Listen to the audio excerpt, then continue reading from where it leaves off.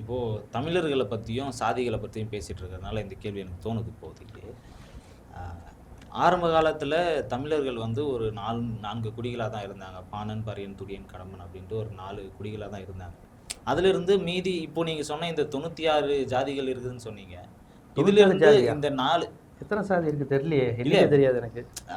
போன செஷனில் நீங்கள் சொன்னீங்க 96 அதுக்கும் மேற்பட்ட ஜாதிகள் இருக்கு அப்படின்ற மாதிரி சொன்னீங்க. அதனால சொல்கிறேன் எவ்வளோ இருக்குன்னு தெரியல. என்னைக்கு அதுதான் 96க்கு மேற்பட்ட சாதிகள் இருக்குதுன்னு சொன்னீங்க. இந்த 4லேருந்து இந்த 96க்கு மேற்பட்ட சாதிகள் எப்படி பிரிஞ்சதுன்றத தெரிஞ்சுக்கலாமா? தம்பி, சாதிக்கும் நமக்கு சம்மந்தமே இல்லை தம்பி. தமிழ்நாட்டுக்கு சாதியே கிடையாது. அதை வச்சு தானே சாதி இது கட்சிகளே ஓடிட்டு இருக்கு. எந்த கட்சிகள் ஓடிட்டு இருக்கு? சாதி கட்சிகளா? ஆமாம். நம்ம சாதிக்கு எதிரானவங்க. எதுக்கு அதை பற்றி பேசிக்கிட்டு இருக்கீங்க?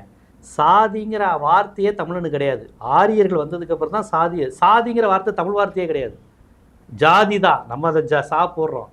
தமிழனுக்கு வரலாற்றில் சாதி கீழடியில் தோன்றாங்கல்ல, எங்கேயாவது சாதி அடையாளம் இருக்கா? கடவுள் அடையாளம் இருக்கா? சிந்து சமவெளியில் தமிழர்களுடைய தொன்மை எங்குமே கடவுளும் கிடையாது, சாதியும் கிடையாது. தமிழனுடைய அடையாளமே நம்மளாம் சாதி கிடையாது. நம்மளுடைய அடையாளம் இது மொழி. நம்ம தமிழ் மொழி தான் நம்மளுடைய அடையாளம். சாதின்னு ஒன்றே கிடையாது. அது பார்ப்பனர்கள் வந்து தான் சாதிங்கிற விஷயத்தை வச்சு நம்மளை பிரித்து வச்சது எல்லாமே நடந்தது. நீங்கள் சொல்கிறத 4 குடிங்கிறது கூட சாதி கிடையாது. அதை பறையன், பாணன், துடியன்கிறது சாதி கிடையாது. வேலையை பொறுத்து கூட கிடையாது. அந்த 4 திணைக்கு அவங்க அப்படி இருந்திருக்கிறாங்க. அது ஒன்றும் இதை இவங்க தான் செய்யணும் அந்த மாதிரி இல்லை. சாதிங்கிறது என்னன்னா, இவன் இந்த தொழில் தான் செய்யணும், இவன் அதை மாறக்கூடாது, இவன் இந்த சாதியை விட்டு மாற முடியாது. இப்படி ஒரு நிலை வந்துருச்சு. அதுதான் சாதி. அதனால் தமிழ் சமூகத்துக்கும் சாதிக்கும் தொடர்பே கிடையாது. இன்றைக்கி இந்த சாதியை வச்சுக்கிட்டு தான் தமிழ் ஜாதி, தெலுங்கு ஜாதி, மலையாள ஜாதின்னு பிரிச்சுட்டு இருக்காங்க. தமிழன்னாலே சாதி கிடையாது. தமிழனுக்கு சாதி கிடையாது. தமிழனுக்கு வந்து சாதியே கிடையாது. இல்லை, இங்கே அந்த ஜாதியை வச்சு தானே தமிழன் ஒழுக்கப்படுறான். ஆமாம். அந்த ஜாதிகள் கோயிலுக்குள்ளே போகக்கூடாது. நீங்கள் அதான் பார்ப்பனர்களுடைய வெற்றி, அதான் ஆரியர்களுடைய வெற்றி. அவன் வச்சு நம்மளே பிரித்து விட்றான் பாருங்க. நம்ம எல்லாருமே ஒன்று தமிழர்கள். அதில் நீ வன்னியர், நீ பறையர், நீ நாடாருன்னு சொல்லி தமிழர்கள் மத்தியில் பிளவை ஏற்படுத்துகிறாங்க. அதுதான் நமக்கு அடிப்படையான விஷயம். அந்த அரசியல் தான் நான் உங்கள் எல்லாத்தையும் திருப்பி திருப்பி சொல்கிறேன். உங்களை ஒடுக்குவது சனாதனம், மனு தர்மம், நாள் வர்ணம். உங்களை பிறப்பின் அடிப்படையில் தாசி மக்களுங்கிறான், இழிவானவங்கிறான், பாப்பானுக்கு கீழே தான் நீ பிறந்த, காலடியில் தான் பிறந்தங்கிறான். அந்த உணர்வு கோபம் நமக்கு வரணும். பெரியார் காலத்தில் இருந்துச்சு, அண்ணா. இன்னைக்கு இளைஞர்களுக்கு அது அப்படி என்னன்னே தெரிய மாட்டேங்குது. அதைத்தான் நான் சொல்கிறேன். உங்களை வரணும் இல்லை, ஒருத்தர் இன்னைக்கு அவங்க ஒருத்தர் வந்து அம்மாவை பற்றி தப்பாக பேசிட்டான்னு வச்சுக்கோங்க. முன்னே எங்கள் அம்மாவை பற்றி தப்பாக பேசிட்டான், எங்கள் அம்மாவுடைய பாலியல் ஒழுக்கத்தை பற்றி. மனு தர்மத்தில் நம்ம எல்லாருடைய அம்மாவையும் கேவலமாக பேசி வச்சிருக்காங்கடா. உனக்கு ஏன்னா அந்த கோபமே வரமாட்டேங்குது. ஒட்டுமொத்த தமிழனையும் தாசி மகன் எழுதி வச்சிருக்கிறான். ஆதாரம் இருக்கு.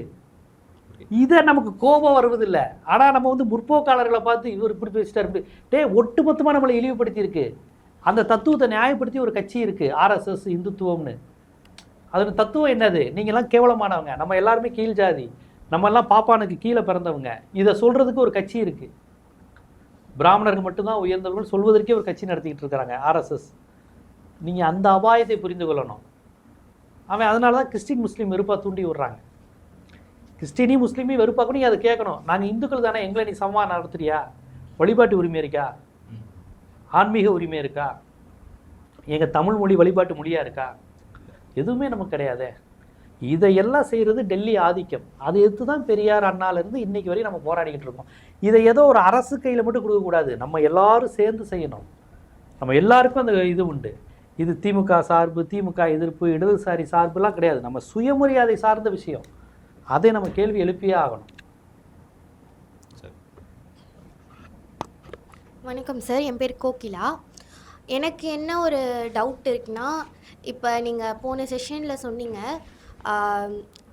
ஊழல் வந்துட்டு இப்போ சினிமாலேருந்து ஆக்டர்ஸ் வந்துட்டு வராங்க அப்படின்னா நான் ஊழலை ஒழிச்சிடுவேன் அப்படின்னு சொல்கிறாங்க அப்படின்னு சொல்லிட்டு, இப்போ இருக்க அரசியல் கட்சியும் அது சொல்லி தான் வந்தாங்க.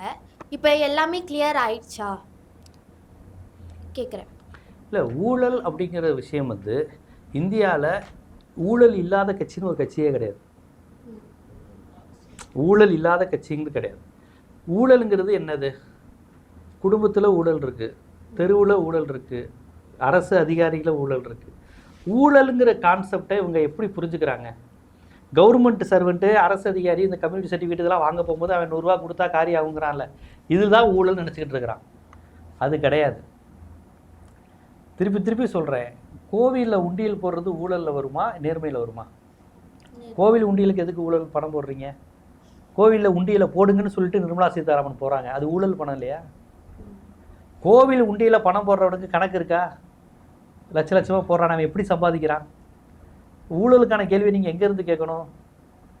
ஒவ்வொரு தனி மனிதன்கிட்ட இருந்து வருது. இவனுக்கு எப்படி இவ்வளோ பணம் வருதுங்கிறது. அதைத்தான் கேட்குறேன், சினிமா நடிகருக்கு எப்படி 200 கோடி வருது, அந்த கணக்கை நம்ம கேட்க ரெடியாக இருக்கோமா? அவன் நடிக்கிற பணத்துக்கு பிளாக்ல டிக்கெட் விற்கிறிய, அந்த இது ஊழல் இல்லையா? ஊழலுங்கிறது எல்லா இடத்துலேருந்து தொடர்ந்து நடந்துக்கிட்டு இருக்கு, நம்ம கூட தொடருது. நீங்கள் அதை ஒரு கட்சியினுடைய அடையாளமாக மாற்ற முடியாது. அவ்வளவு என்ன, பாஜக கடந்த முறை வந்து தேர்தல் பாண்டுன்னு ஒன்று வச்சுருந்தாங்க. முதலாளிகள் பணம் தரலாம் அரசியல் கட்சிகளுக்கு. அப்படி பணம் தரும்போது எந்த கட்சிக்கு நான் பணம் தந்தேன்னு அந்த முதலாளி சொல்ல வேண்டியதில்லை. நான் உங்களுக்கு 10 கோடி ரூபா தரலாம், அது கணக்கிலே வராது. இதுக்கு பேர் என்னது? அந்த 10 கோடி ரூபா நான் எப்படி வேணாலும் சம்பாதிக்கலாம், ஆனால் நான் உங்களுக்கு பணம் தந்துடுவேன். நாளைக்கு ஆட்சிக்கு வந்தால் நீ ஆளாக இருக்கணும், நான் முதலாளியாக இருப்பேன், நான் தப்பான வழியில் பிஸ்னஸ் பண்ணுறதுக்கு நீ கண்டுக்கக்கூடாது, ஏன்னா என் பணத்தை வாங்கி தான் நீ கட்சி நடத்துகிறேன். இதை வந்து லீகலைஸ்டு ஆக்கியிருக்காங்க பிஜேபி. ஊழலுங்கிறது என்னதுங்க? கார்ப்பரேட்டே ஊழல் தான். கார்ப்பரேட்டுங்கிற ஒரு கான்செப்ட் இருக்குது. கார்ப்பரேட்டுனா என்னது? கவர்மெண்ட் செய்ய வேண்டிய வேலையை அவன் செய்கிறான். அவனுக்கு நம்ம லேண்டு கொடுக்குறோம், இலவச மின்சாரம் கொடுக்குறோம். ஏழை மக்களுக்கு கொடுக்குற மின்சாரம், பெண்களுக்கு கொடுக்குற உரிமைகளை எல்லாம் கேவலப்படுத்தி வலதுசாரிகள் பேசுகிறாங்க. ரேஷன் கடையில் அரிசி போடுறது வரையும் பிஜேபி நிர்மலா சீதாராமன்லாம் போடுறாங்க. அது தமிழ்நாட்டில் இலவசம் கொடுத்து ஓட்டு வாங்குறாங்க அப்படின்னு. ஏன்னா அந்த இலவசத்தை வாங்குறது வந்து யார்? பெரும்பாலும் பிற்படுத்தப்பட்ட ஒடுக்கப்பட்ட மக்கள் ரேஷனில் இது வாங்குறது. அதை கேவலப்படுத்துகிறாங்க. ஆனால் கார்ப்பரேட்டுக்கு கிடைக்கக்கூடிய சலுகைகள், கொரோனா காலத்தில் கார்ப்பரேட்டுகள் சோர்ந்து போயிடக்கூடாதுன்னு கோடிக்கணக்கில் வரி சலுகை அவங்களுக்கு. ஆனால் கார்ப்பரேட்டுகள் வளர்ந்து நாட்டுக்கு என்ன செஞ்சாங்க? அம்பானிகள், அதானிகள், இந்த பிர்லாக்கள் என்ன ஒன்றும் செய்யலை. இது போக இவங்களுக்கு தொழில் நட்டமாயிடுச்சுன்னா வங்கிகளில் இவங்களுக்கு கடன் தருவாங்க. அந்த கடனை தர முடியலன்னா வாரா கடன். விஜய் மல்லையா போய் அங்கே தண்ணி அடிச்சுட்டு ஜாலியாக இருக்கலாம், ஃபாரினில் அப்படி போஸ்ட் போடுறாரு, தண்ணி அடிச்சுட்டு என்ஜாய் பண்ணிட்டு.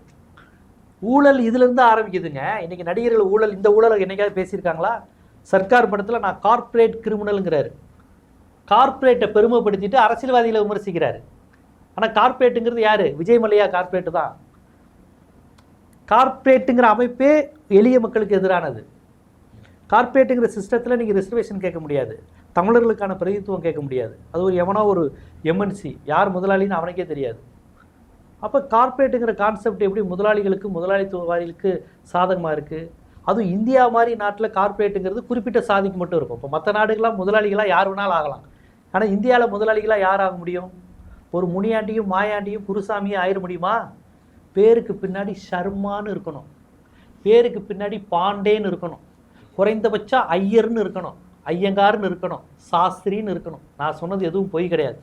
இந்தியாவுடைய டாப் 10 பணக்காரர்கள் எடுங்க, ஒருத்தன் தமிழன் இருக்கானா? ஒரு நாடார், ஒரு வன்னியர், ஒரு தலித் இருக்காங்களான்னு மட்டும் பாருங்கள். ஆனால் பேருக்கு பின்னாடி ஷர்மா, வர்மா, ஷிண்டே, பாண்டே எல்லாம் பிராமின் சர்நேம். பிராமின்ஸ், மார்வாடி, பனியா. இந்தியா முழுக்க எடுத்தால் 3% வராதவங்க தான் 97% இந்தியாவுக்கும் ராஜா, சக்கரவர்த்தி, முதலாளி, பணக்காரன் எல்லாம் நம்ம எல்லாம் பிச்சைக்காரன். இதுதான் சாதி அமைப்பு, இதுதான் ஊழல். நம்ம எவ்வளோதான் உழைச்சாலும் நம்ம இந்தியாவுடைய உளவு பிரிவில் நமக்கு வேலை கிடைக்காது. RAW ரால வேலை கிடைக்காது. ரால வந்து தமிழன் இருக்க மாட்டான், மலையாளியாக இருப்பாங்க, இல்லைன்னா பிராமினாக இருப்பாங்க, இல்லைன்னா வட இந்திய பிராமினாக இருப்பாங்க. இதையெல்லாம் நமக்கு தெரியாமல் நடக்கிற அரசியல். நீங்கள் திருப்பி இந்த கவர்மெண்ட் ஜாப்பு போயிட்டு எஸ்சியெல்லாம் சலுகையில் வந்துட்டாங்கன்னு வன்னியருக்கும் சலுகை இருக்குல்லன்னு பறையரும். இப்படி நீங்கள் உங்களை மோத விட்டுக்கிட்டே இருப்பான். இவங்களுக்கு தானே சலுகை இருக்குது, எஸ்சி விட்டாளுங்க, வன்னியருக்கும் தேவருக்கும் சலுகை இருக்குது. இப்படி 2 உழைக்கிற ஜாதியை மோத விட்டுக்கிட்டே இருப்பான். அவன் ரேஞ்சு எங்கேயோ போயிட்டான். நீங்கள் இங்கே உட்காந்துட்டு விழுப்புரத்தில் என்ன பேசுகிறான், விக்கிரவாண்டியில் என்ன பேசுகிறான்னு போராடிக்கிட்டு இருக்கீங்க. அவன் எங்கே இந்தியாவை ஆட்சி செய்கிறதே அவங்க தான். இந்தியாவுடைய டாப் 10 பணக்காரர்கள் தொழிலதிபடுத்தினா பிராமின்ஸும் மார்வாடிகளும் தான். நீங்கள் இங்கே பேசுகிற ஆண்ட பரம்பரைன்னு சொல்கிற ஒரு ஜாதி இருக்காது. ஆனால் இவன் இங்கே உட்காந்துட்டு இவனுக்கு கீழ் ஜாதி அடிப்பான், கீழ் ஜாதிக்காரன் இவனுக்கு பக்கத்தில் பெரிய ஜாதி அடிப்பான். இவங்களுக்குள்ள சண்டை, நீ என் ஜாதி பொண்ணை நீ தூக்கிட்டு போயிட்டியா, அப்படி இப்படி நீங்கள் சண்டை போட்டு அதை ரசிக்க விடுவாங்க. புரியுதுங்களா? இந்த மாதிரி கார்ப்பரேட்டுகளையும், கார்ப்பரேட்டில் குறிப்பிட்ட ஜாதிகள் மட்டும் இங்கே ஏன் இருக்குங்கிற கேள்வியை நீங்கள் கேட்கணும். பெரிய எம்என்சியில் தமிழர்கள் எத்தனை பேர் இருக்கான் தலைமை பொறுப்பில்? தமிழனுக்கு தான் தமிழ்நாட்டில் மட்டும் தான் பேருக்கு பின்னாடி. இப்போ நீங்கள் நம்ம எல்லோரும் இருக்கோம், நம்மலாம் யார் என்ன சாதி நம்ம யாருக்குமே தெரியாது. இதுதான் பெரியாரின் வெற்றி, இதுதான் திராவிட இயக்கத்தின் வெற்றி. ஆனால் வட இந்தியாவில் இப்படி ஒரு 10 பேர் உட்காந்தா எல்லாருடைய ஜாதி எல்லாருக்கும் தெரியும். இந்த பொண்ணு பேருக்கு பின்னாடி பாண்டேன்னு வந்திருக்கும், அந்த பையன் பேருக்கு முன்னாடி ஏதாவது கோஸ்வாமின்னு வந்திருக்கும், இங்கே ஒரு குப்தா உட்காந்துருப்பாரு, அங்கே ஒரு எல்லாரும் தெரிஞ்சிடும். அப்போ அந்த சர்பட்டை இல்லைன்னா அவன் பிராமின் இல்லை, உயர் ஜாதியில் ஏதோ ஒரு கீழ் ஜாதிக்காரன்னு தெரிஞ்சிடும், உங்களை வரவே விட மாட்டான். இங்கே அப்படி கிடையாது. இதுதான் தமிழ்நாடு. பேருக்கு பின்னாடி அந்த வாள் கிடையாது. அதுக்கெல்லாம் நம்ம ஒரு பெரிய போராட்டத்தை கொடுத்துருக்கோம். இன்றைக்கி இப்படி உட்காந்து நம்ம பேசுகிறதுக்கெலாம் பெரியார், அண்ணா மாதிரி தலைவர்களுடைய போராட்டம், உழைப்பு, அது எல்லாத்தையும் தவிடுபடி ஆக்கணும்னு தான் இந்த சினிமாக்காரங்களை கொண்டு வந்து அரசியலே தெரியாமல், இப்போ அரசியலே தெரியலன்னா அவன் இயல்பாக இடதுசாரிக்கு எதிராக தான் இருப்பான். ஈஸியாக நம்பிடுவான். ராஜா முஸ்லீம்கள் வந்து ஆட்சி பண்ணிட்டாங்க, முன்னாடி பள்ளிவாசலை உடைங்க, இந்த இடத்துல ஒரு இந்து கோவில் தான் இருந்தது, இது ராமராஜ்ய பூமி அப்படின்னா ஒரு சராசரி அரசியல் அறிவில்லாத இந்து நம்புவான்ல. ஆமாம், அது இந்துக்களுக்கான நாடு தானே இந்தியா, அவங்களுக்கு தான் பாகிஸ்தான் இருக்குல்ல அப்படிங்குவான். அப்போ இதையெல்லாம் நம்ப வைக்கிறதுக்கு தான் இந்த நடிகர்கள்லாம் வர்றாங்க. அந்த நடிகருக்கும் எதுவும் தெரியாது, அவருக்கு சம்பாதிக்கிறது என்ஜாய் பண்ணுறத தவிர அவர் லைஃப்பில் எதுவும் கிடையாது. 52 வயசு வரையும் நல்லா சம்பாதிச்சிட்டாங்க, என்ஜாய் பண்ணிட்டார் அவர். இன்றைக்கி இவங்க வந்து நாட்டை திருத்த வர போகிறாங்க, அது ஊழலை ஒழிக்க வர போகிறேங்கிறாங்க. அப்போ நீங்கள் இதெல்லாம் நீங்கள் புரிஞ்சுருந்தால் தான் உங்களுக்கு அந்த கேள்வி வரும்.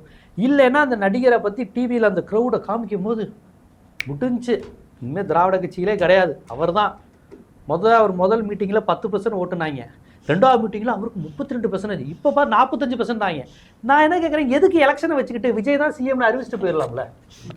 எந்த சர்வே எடுக்கல, ஒரு எலெக்ஷனில் அவர் சந்திக்கலை, அவருக்கு 45% ஓட்டுங்கிறாங்க.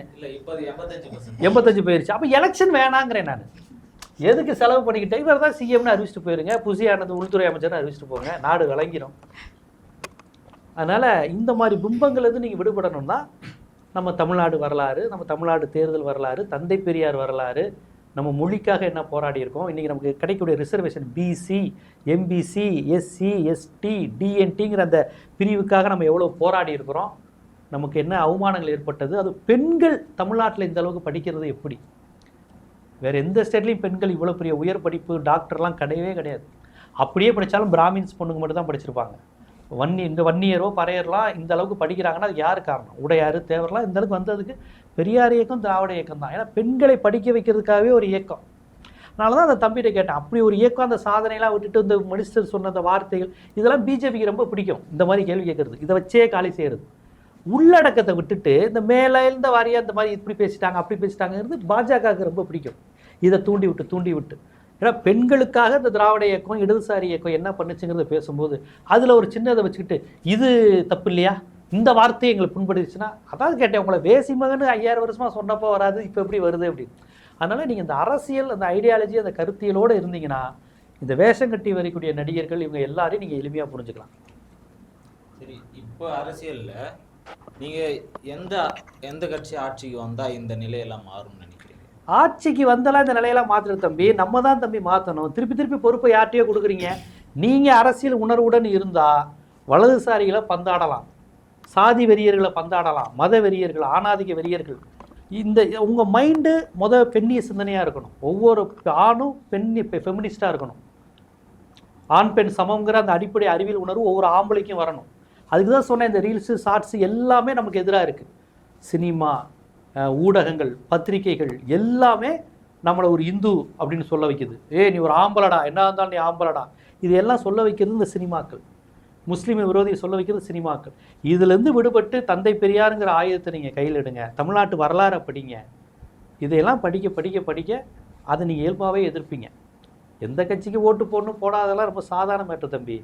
கருத்தியல் ஆயுதமாக உங்கள் மூளையும் இது மாறிடுச்சுன்னா எவனும் உங்களை ஏமாற்ற முடியாது. உங்கள் மூளை வெற்றிடமாக இருக்க விஜய் வருவான், நாளைக்கு சிவகார்த்தியன் வருவான், நாளைக்கு விஜய் சேதுபதி வருவான், ஜிவி பிரகாஷ், எந்த ஆளும் வந்துட்டு திடீர்னு வந்து நான் நாட்டை திருத்த போகிறேன்னா இவன் கரெக்டு தானே, யாருமே சரியில்லை, இவர் வந்து திருத்துவாரும் உங்கள் மைண்டு போகும்.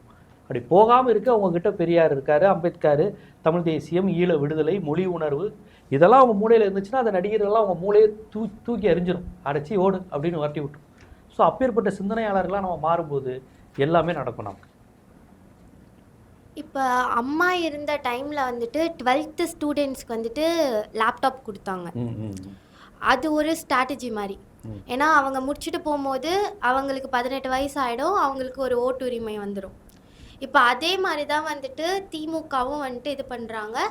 3rd இயர் 2nd இயர் படிக்கிற ஸ்டூடெண்ட்ஸ்க்கு வந்துட்டு லேப்டாப் வந்துட்டு ப்ரொவைட் பண்ணுறாங்க. ஸோ லைக் இப்போ அவங்க வந்துட்டு சர்வீஸ் பண்ணோம் அப்படின்னு சொல்லி ப்ரொவைட் பண்ணுறாங்களா, இல்லை அது ஒரு ஸ்ட்ராட்டஜியா, ஓட்டுக்கான ஸ்ட்ராட்டஜியா?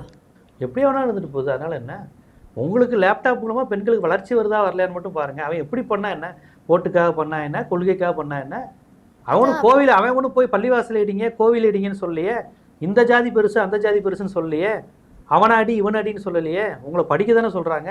அது ஜெயலலிதா அம்மா சொன்னா என்ன, கலைஞர் சொன்னா என்ன, எடப்பாடி சொன்னா என்ன, ஸ்டாலின் சொன்னா என்ன, நல்ல விஷயம் தானே. இல்லை இத்தனை வருஷமாக அவங்க 5 இயர்ஸாக இருக்காங்க. ஸோ அந்த ஸ்டார்டிங் டைமில் பண்ணாதவங்க கரெக்டாக ஏன் இந்த எலெக்ஷன் டைமில் பண்ணணும்? இல்லையே, அவங்க தொடர்ந்து பண்ணிட்டு தானே இருக்காங்க. இல்லையே, 2 கழக அரசும், நீங்கள் திராவிட முன்னேற்ற கழகமும் சரி அதிமுகவும் சரி, நலத்திட்டங்களை கொடுக்கறதுல போட்டி போட்டுக்கிட்டு செஞ்சுக்கிட்டு தான் இருக்கிறாங்க. அவங்க வந்து அது எலெக்ஷன் டயத்தில் பண்ணுறது காரணமாக இருக்குமானா, எலெக்ஷன் டயத்தில் எல்லா அரசியல் கட்சிக்கும் எலெக்ஷன் தாங்க காரணமாக இருக்கும். அவங்க செஞ்சதை எப்படி சொல்லி காமிக்காமல் இருப்பாங்க? பீகாரில் எலெக்ஷன் கான்ட்ராக்ட் கோடு வந்ததுக்கப்புறம் 10,000 கொடுத்துருக்குறாங்க, கொடுத்து பிஜேபி ஜெயிச்சிருக்கிறாங்க. அதை இப்போ திரும்ப வேற கேட்டிருக்காங்க 10,000 ரூபா கொடுத்துட்டு எங்களுக்கு திருப்பி கொடுங்க ஓட்டு போடாதவங்களான் இருக்கிறாங்க. இவங்க நலத்திட்டங்கள் செய்கிறாங்களாங்க. இந்த கேள்வியே நல்லா கவனிச்சு பாருங்க. இது வந்து யாருக்குன்னா பெரும்பாலும் பிற்படுத்தப்பட்ட எஸ்சி பெண்களுக்கு தான் இந்த பலன் கிடைக்குது. அதை நீங்கள் கேள்விக்கு உட்படுத்துறீங்க. அதைத்தான் நான் சொல்கிறேன். பிஜேபி உங்களுக்கு எதிராகவே உங்களை பேச வைக்கிறான் பாருங்க. பிற்படுத்தப்பட்டவர்களுக்கு எதிராக பிற்படுத்தப்பட்டவர்களை பேச வைக்கிறான். பிற்படுத்தப்பட்ட மக்களுக்கு இடஒதுக்கீடு கூடாதுன்னு ஒரு படம் எடுக்கிறான் ஜென்டில்மேனில். அதை ஒவ்வொரு கல்லர் மறவர் வன்னியர் உடையாரும் மிஸ்லடிக்கிறான். உனக்கு எதிராக தாண்டா அந்த படத்தை எடுத்துருக்க பாருங்க. உங்களை வச்சுக்கிட்டு பெண்களுக்கு ஒரு மடிக்கணினி வந்திருக்கு, இதை நீ வச்சு என்னை ஏமாற்றி ஓட்டு வாங்க பார்க்குறியான்னு தான் யோசிக்கிறீங்க ஒழிய, இது கிடச்சிருக்குல்ல, இது இல்லாட்டி எங்கள் அப்பாவால் வாங்கி தர முடியாதுன்னு யோசிக்கல. முதல் தலைமுறை பட்டதாரிக்கு சலுகை கொடுத்தா ஓஹோ இதை வச்சு எனக்கு ஓட்டு வாங்குறேன்னு இப்படி நீங்கள் எதுக்கு யோசிக்கிறீங்க? ஏங்க உங்களுக்கு உங்களை வளர்த்து விடுறதுக்காக ஒரு ஸ்கீம் வந்தால் இதை வச்சு ஓட்டா வாங்குறேன் அப்படின்னு கேட்டால் இது என்ன கேள்வி? இது வாங்கினா உங்களுக்கு பிடிச்சா போடுங்க, இல்லாட்டி போடாதீங்க. உங்களுக்கு பிஜேபி ஆட்சி தான் வேணும்னா வச்சுக்கோங்க, வச்சுட்டு முஸ்லீம்களை அடிச்சுக்கிட்டு மத கலவரம் வச்சுக்கிட்டு பீகார் மாதிரி தமிழ்நாடு இருக்கட்டும்.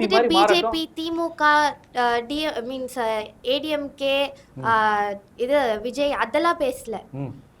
இப்ப இத்தனை வருஷம் மீன்ஸ் 5 இயர்ஸா 5 வருஷமா நிறைய பண்ணிருக்காங்களே. ஏன் இப்ப இந்த லேப்டாப் வேணாம்னு திருப்பி கொடுத்துருங்க, அவ்வளவுதானே. விருப்பம் இல்லைன்னா திருப்பி கொடுத்துருங்க.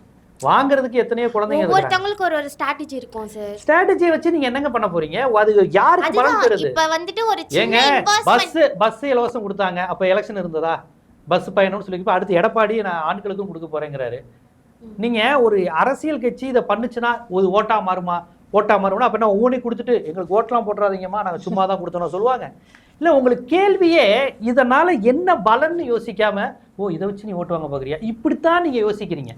நான் தான் கேட்குறேன், இளைஞர்கள் தயவு செய்து நம்ம அம்மா இருந்த நிலை என்ன, நம்ம இருக்கிற நிலை என்ன, நம்மளை எப்படி வச்சுருந்தாங்க, எப்படி இந்த சமுதாயம் இந்த மதம் வந்துச்சு, இந்த திராவிட இயக்கம் இடதுசாரிகள் பெரியாரிய சிந்தனையாளர் வந்ததுக்கப்புறம் இன்றைக்கி நம்ம பேசுகிறோம், வெளியே வந்திருக்கோம். ஆம்பளை பக்கத்தில் உட்காரக்கூடாதுண்ணா. இன்றைக்கி பெண்கள் நைட் ஷிஃப்ட்டு போயிட்டு வராங்க, நைட் ஷிஃப்ட்டு போகிறாங்க. எவெல்லாம் ஆர்த்தடாக்ஸ் ஃபேமிலி எங்கள் ஜாதி பெண்கள் அப்படின்னு சொன்னான்னா 50 பேரும் 1.5 லட்சம் சம்பளம் நைட் ஷிஃப்ட் பொம்பளைக்கு வேலைக்கு அனுப்புகிறான் வேனில். அந்த பொண்ணுங்க நைட்டு 1 மணி 2 மணி வரைக்கும் பசங்களோட பேசிட்டு வேலை பார்த்துட்டு தான் வருது. இவங்க ஆர்த்தடாக்ஸ் ஃபேமிலி, இவங்க ஆச்சாரம்லாம் எங்கே போச்சு? என்ன மாற்றம் வருதுன்னு நான் அறிவியல் பூர்வமாகவும் அழுத்தப்பூர்வமாகவும் சொல்கிறேன். நீங்கள் சார் ஜனவரி மாதம் கொடுத்தா மார்ச் ஓட்டுக்கு பிளான் பண்ணுறாங்களோ, பொங்கலுக்கு காசு கொடுக்குறாங்க, இப்படியே தான். இதுதான் பிஜேபி பேட்டர்ன். உங்களை இப்படி சிந்திக்க வைக்கிறான் பாருங்க. ஓட்டு வாங்குறதுக்காக கொடுக்குறான். அவன் உன்னை படிக்க தானே கொடுக்குறான். அவன் கையில் இதை கொடுக்கல. பொம்பளை பிள்ளை போய் சாமி கும்பிட்டுக்கிட்டே இரு அப்படின்னு நான் சொல்கிறான். பொம்பளை பிள்ளை இந்த வயசு வரையும் படிக்கிற, கல்யாணம் பண்ணிக்க நான் சொல்கிறான். படின்னு சொல்கிறாங்க, படிங்கிறாங்க. யூஜி படிச்சிட்டியா, பிஜி படிங்கிறான். பிஜி படிச்சிட்டியா, டாக்டரேட் படிங்கிறான். அதை யோசிக்காமல் எனக்கு 20 வயசை கனெக்ட் பண்ணி ஓட்டு போடுறதுக்கு பிளான் பண்ணுறீங்க தான் யோசிக்கிறீங்க. நீங்கள் ஓட்டு போடுங்க, போடாமல் இருங்க. அவன் ஒருவேளை எனக்கு ஓட்டு போடுவீங்க சத்தியம் வாங்கிட்டா பண்ணாங்க. திமுக அதிமுக செஞ்ச நலத்திட்டங்களால தாங்க தமிழ்நாடு இந்த அளவுக்கு வளர்ந்துருக்கு. நீங்கள்லாம் பீகார் உத்தரப்பிரதேசத்துக்கு போனால் தெரியும். பிஜேபியும் காங்கிரஸ் மற்ற கட்சிகள் ஆள்ற மாநிலம். பக்கத்தில் கேரளாவுக்கு போங்க. தமிழ்நாட்டில் எந்த குக்கிராமத்துக்கு போனாலும் 2 கிலோமீட்டரில் ஆரம்ப சுகாதார நிலையம் இருக்குது. 3 கிலோமீட்டர் தாண்டா ஒரு மெடிக்கல் ஷாப் இருக்கும். வர்ற பட்டிக்காட்டில் கூட. அதான் தமிழ்நாடு. கர்நாடகாவில் பெரிய மாநிலங்கிறால பெங்களூரை தவிர்த்து நீங்கள் தாண்டிட்டீங்கன்னா எல்லாமே கிராமம் தான். எந்த வசதியும் கிடைக்காது, பாத்ரூம் இருக்காது, டக்குன்னு ஒரு போகிறதுக்கு நல்ல ஹாஸ்பிட்டல் இருக்காது. பெங்களூர் மட்டும்தான் டாப்பு. மும்பையிலே அப்படி தான். மகாராஷ்டிராவில் மும்பை, தானே இந்த மாதிரி 3 சிட்டி மட்டும் தான் டாப்பு. தமிழ்நாட்டில் தான் நீங்கள் விக்கிரவாண்டியும் சென்னையில் கிடைக்கிற எல்லா வசதியும் கிடைக்கும், காரியாபட்டியில் எல்லா வசதியும் கிடைக்கும், ராமநாதபுரத்துலேயே கிடைக்கும், மதுரை பக்கத்தில் ஏதாவது ஒரு சின்ன மண்ணூர்னா அங்கே எல்லாம் கிடைக்கும். சென்னையில் இருக்கிற எல்லா வசதியும் தமிழ்நாட்டில் எல்லா இதுலையும் கிடைக்கும். Inclusive growth. ஆண்கள், பெண்கள், ஒடுக்கப்பட்டோர், பிற்படுத்தப்பட்டோர், கிராமத்தை சேர்ந்தவன், வட தமிழகம், தென் தமிழகம்னு எல்லாரும் வளரக்கூடிய ஒரு மாநிலமாக மாற்றினது தமிழ்நாடு தான். அது திமுக மட்டும் இல்லை, நீதி கட்சி காலத்துலேருந்தே அந்த சிந்தனை வந்திருக்கு. அதுக்கு காரணம் பெரியார் தான். காமராஜர் ஆட்சியிலே கூட பெரியார் சொல்படி கேட்டு தான் நடந்திருக்கு. ஸோ இப்படி ஒரு மாநிலம், இப்படி ஒரு முற்போக்கான மாநிலத்தை எப்படியாவது கைப்பற்றினோன்னு இந்த நடிகர்கள், இந்த சீமான்கள், பிஜேபி எல்லாம் வந்துக்கிட்டு இருக்கு. அதை நீங்கள் புரிஞ்சுக்கோங்க. இது ஓட் பாலிட்டிக்ஸாக மட்டும் சுருங்கி பார்க்காதீங்க. அதைத்தான் நான் ஐடியாலஜிக்கலாக சொல்கிறேன். ஓகே, லேப்டாப் கொடுத்து இவங்களுக்கு ஓட்டு வாங்க பார்க்குறாங்களா அப்படின்னு நீங்கள் கேட்டிங்கன்னா இந்த கேள்விக்கு நான் என்ன பதில் சொல்ல? இல்லைப்பா, ஓட்டு வேணான்னு தான் அவங்க கொடுத்தாங்க அப்படின்னு சொல்ல முடியும். யாருக்கு கொடுக்குறாங்க? சரி, இந்த கவர்மெண்ட் இதை கொடுக்கலன்னா அவங்க அம்மா அப்பாவால் வாங்கி தர முடியுமா? எத்தனை குடும்பங்களில் கிடச்சிச்சு? காலை சிற்றுண்டி போட்டாங்க, ஓட்டுக்காக கொடுத்தீங்களான்னு கேட்டால் நான் என்ன பதில் சொல்கிறது? காலை சிற்றுண்டி மூலமாக எத்தனை குழந்தைங்க ஸ்கூலுக்கு வருவது அதிகரிச்சிருக்கு. கூலி தொழிலாளி குழந்தைங்க எத்தனை குழந்தைங்க வீட்டில் 6 மணிக்கு எதிர்த்து வேலைக்கு போகிற அம்மா அப்பா இருப்பாங்க, பெரியவங்க கிடையாது. கூலி அன்றைக்கி போனால் தான் 350 ரூபா கூலி கிடைக்கும். காலையில் செஞ்சு வச்சுட்டு போக முடியாது. இப்போ வீட்டு பிள்ளை போய் மனசாக சாப்பிடுதுங்கிறான். டைம்ஸ் ஆஃப் இந்தியாவில் ஆதாரத்தோடு வெளியிட்டிருக்கிறாங்க. நான் எவ்வளோ ப்ராடராக அந்த விஷயத்தை பார்க்குறேன். உங்களை திருப்பி இது திமுக செய்யுது, இது அதிமுக, இது ஓட்டுக்காண்டி எப்படி உங்களை யோசிக்க வச்சிருக்கு பாருங்கள் உங்கள் மைண்ட் செட்டை. இங்கே தான் பிஜேபி ஜெயிச்சிருக்கு, வலதுசாரிகள் ஜெயிச்சிருக்காங்க. நாம் ஒரு செய்தி, இது மொழிக்கு என்ன பலன், மாநிலத்துக்கு என்ன பலன், நம்ம சமுதாயத்துக்கு என்ன பலன்னு ப்ராடராக பாருங்கள். ஸோ நீங்கள் இத்தனை வருஷமாக நீங்கள் நிறைய புக்ஸ்லாம் படிச்சிருப்பீங்க, வந்ததுலேருந்து படிங்க, புக்ஸ் படிங்க அப்படின்னு சொல்கிறீங்க. இது வரைக்கும் நீங்கள் படித்த புக்லேயே உங்களுக்கு ரொம்ப இன்ஸ்பயரான புக் எது? நீங்கள் பெரியாருடைய புத்தகங்கள் தான் இப்படியானது. ஆனால் நீங்கள் ஸ்ட்ரைட்டாக நான் என்ன சொல்கிறேன்னா, நீங்கள் முதல்ல பெண் ஏன் அடிமையானாலுங்கிற புத்தகத்தை படிங்க. பெரியாருடைய அந்த புத்தகங்கிறது ரொம்ப ஒரு அற்புதமாக ஒவ்வொரு ஆணும் பெண்ணும் படிக்க வேண்டிய புத்தகமாக நான் பார்க்குறேன். இன்றைக்கி நம்ம சொசைட்டியில் ஆம்பளை உயர்த்தி பொம்பளை தாழ்த்திங்கிறதா மைண்ட் செட் எல்லாருக்குமே. பொம்பளை இந்த இது வரலாற்று ரீதியாக அது எப்படி நிகழ்ந்தது, அது ரொம்ப சுவாரஸ்யமாக இருக்கும். பெண்கள் கையில் தான் அதிகாரம் இருந்தது. அப்போ திருமணம், குழந்தை குட்டி இதெல்லாம் வந்தோடனே பெண் எப்படி அடிமையாகிறாங்கிறத பெரியார் அழகாக சொல்லியிருப்பார். அந்த புத்தகம் படிங்க. இனி வரும் உலகன்னு ஒரு படி, ரெண்டுமே சின்ன புத்தகம், குட்டியோண்டு புத்தகம். நான் பெரிய புத்தகம்லாம் கொடுக்கல. இது 2 புத்தகத்தை படித்து நீங்கள் தெளிவாயிட்டீங்கன்னா அடுத்து உங்களுக்கு அடிப்படையான விஷயங்கள் எதுவும் பண்ண முடியாது ஆதிக்க சக்திகள். இப்போ தேர்தல் நெருங்கிட்டு இருக்குன்றதுனால இந்த கேள்வி கேட்குறேன். இப்போது விஜய் வந்து இது எலெக்ஷனில் நிற்கிறாரு. இப்போது பிஜேபியால் தமிழ்நாட்டுக்குள்ளே வர முடியலன்றதுனால ஒரு ஸ்டார் வாட்டி வச்சு இவர் இப்போ ஜெயிச்சிட்டா அடுத்தது இவங்க கூட்டணியாக சேர்ந்துட்டா தமிழ்நாடு என்னவாகும்? இல்லை, அதைத்தானே இவ்வளோ நேரம் சொல்லிக்கிட்டு இருக்கேன். அதுக்கு தானே பிளான் பண்ணுறாங்க. அதாவது முஸ்லீம் கிறிஸ்டின்ஸ் ஓட்டு பிஜேபிக்கு விழாது, ஆனால் கிறிஸ்டினுக்கு விழும், இது விஜய்க்கு விழும். விஜய்க்கு தான் எந்த அடையாளமும் இல்லையே, அதனால் முஸ்லீம் கிறிஸ்டின்ஸ் ஓட்டை அவரை வச்சு வாங்கலான்னு பிளான் பண்ணுறாங்க. பார்ப்போம், மக்கள் புத்திசாலியாக இருந்தால் அவ்வளோ புறக்கணிச்சிருவாங்க. இல்லை ஒரு சினிமா முகத்தில் இருந்தால் கிறிஸ்டின் முஸ்லீம்ஸும் ஓட்டு போடுவாங்க. பார்ப்போம், தனித்து நிற்கிறாரு, எவ்வளோ ஓட் பர்சன்டேஜ் வாங்குறாரு, எந்த தொகுதியெல்லாம் வாங்குறாருன்னு பார்த்துட்டு தான் நம்ம அதை கணிச்சு சொல்ல முடியும். ஆனால் பிஜேபி பிளான் அதுதான்.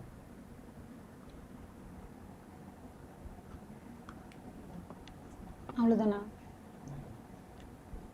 முடிச்சுக்கலாமா? ஓகே, நன்றி சொல்லிடுறேன். ஓகே, இந்த உரையாடல் நல்லபடியாக முடிஞ்சது. அனைவருக்கும் நன்றி.